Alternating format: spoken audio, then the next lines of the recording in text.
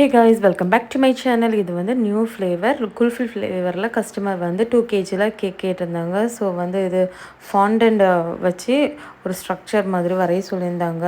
Big shape பிக்கு கேட்டிருந்தாங்க. So வந்து இந்த ரெஃபரன்ஸ் பார்த்ததுமே எனக்கு வந்து பண்ணணுமா வேண்டாமா அப்படி இருந்தது. வேணால் ஃபாண்டன்றதுனால ஃபாண்டன்னு சொன்னாலே நமக்கு வந்து இது நம்மளை அறியாமலே ஒரு பயம் வந்து எங்கேருந்து வருதுன்னே தெரியலை.